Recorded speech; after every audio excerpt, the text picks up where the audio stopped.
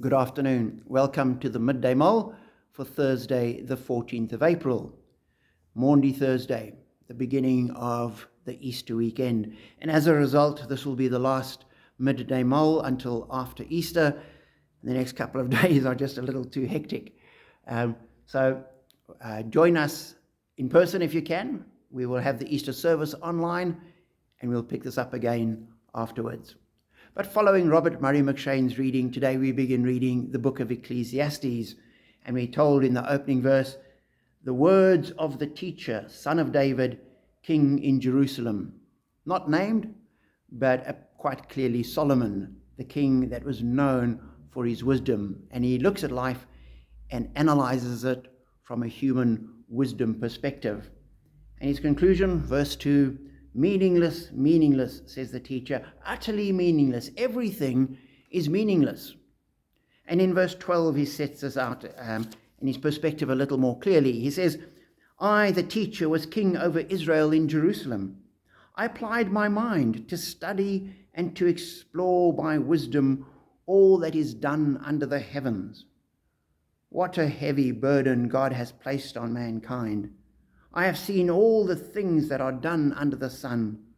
All of them are meaningless, a chasing after the wind.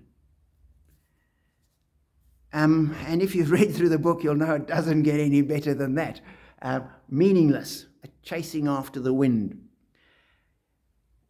And what is happening is Solomon is looking at life from a human perspective. He says he applied his mind and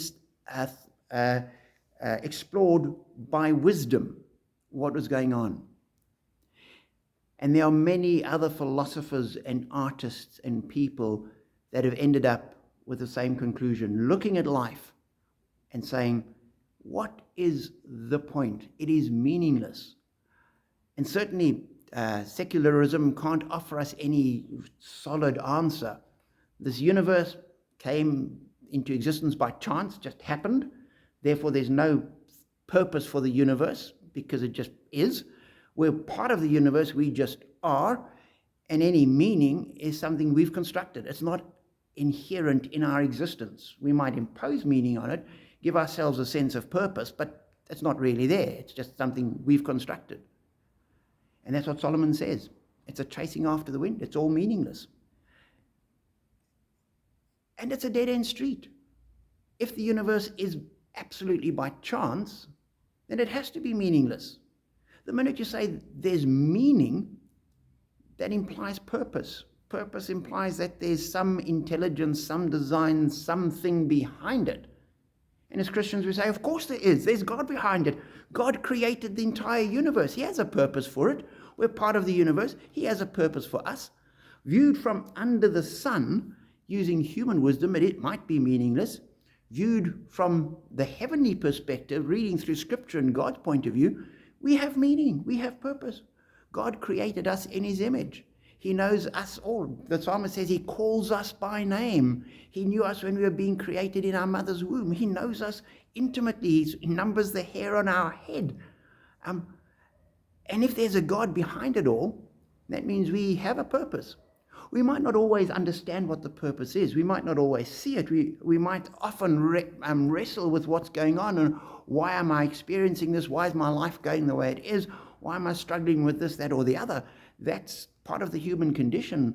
But behind it, we can say, I might not understand it. It might make no sense to me. But I can stand on the fact that God is behind it. And God gives it purpose. My life is meaningful because of God. And we see this so clearly in the Easter story, where Christ came for us. We mattered that much to God. We had that much meaning for God that He sent His Son to die for us. You matter. I matter. Humanity matters. There is meaning if we look at it from God's point of view. Be encouraged by that and share it with those who might not know it. Be blessed.